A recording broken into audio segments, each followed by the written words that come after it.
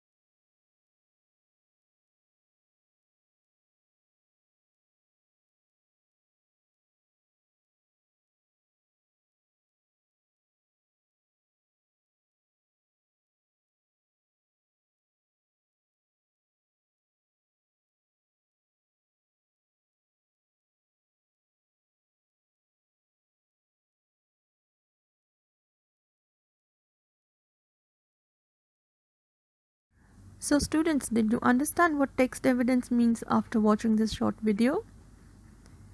So text evidence basically means that you are looking for clues. Clues to do what? Clues to support your point of view. Whatever review or point of view you have written regarding a piece of text, you need to prove it that what you have written is correct. And for proving something, you need evidence. And where are you going to get the evidence from? You will get the evidence from the text itself. So this is called text evidence. So let's look at an example. All of you remember Oliver Twist? Yes. Now here are two statements from Oliver Twist. The first one is Oliver was an orphan. And the second one is the place was dirty. Now we need to support these views. And to support our views, we need evidence. So where are we going to go to get our evidence? Yes, we go back to the text and find clues which will help us in supporting what we have said. Oliver was an orphan. How are we going to support our statement? We need evidence to support our statement that Oliver was an orphan. So what do? We go back to the text and look for it. So did you find them? Yes. When he says, got any family? Oliver replies, no one at all. So when one does not have any family members, then that person is an orphan. Then the place was dirty. How do we support this statement that the place was dirty? Let's look at the text.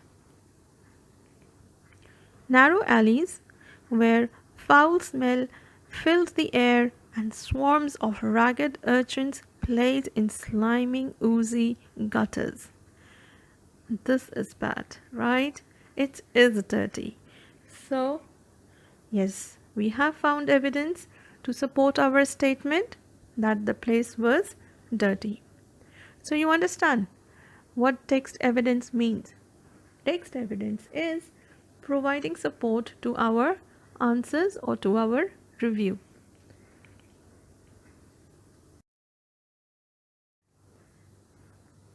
Let's take another example. This is an extract from the story The Secret Garden.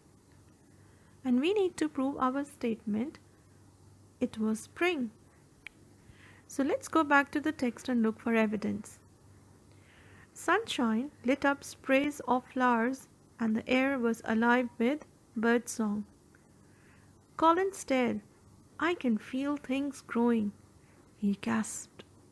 "It's spring," said Dickon. "Makes you feel good. We'll soon have you working in the garden." So now, what is our evidence?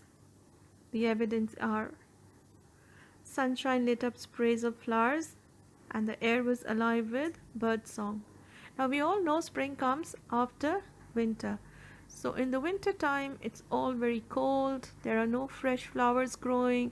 The leaves of the trees, they've fallen, and there are no birds. Birds they go to different places. They fly south where the weather is hot. So if the sunshine is there, if there are flowers everywhere, you can hear the birds chirping, then what time of the year is it? It is spring. Another line says, "I can feel things growing." So when do new flowers grow? New plants come out? They come out in the springtime. So all these lines support our statement that it was spring. Understood, all of you? So students, did you understand today's topic? Very easy, right? Yes, today we learned how we can look for evidence in the text to support our answers and our views. In the next session, we will learn the different ways to look for evidence. Till then, all of you, take good care of yourself.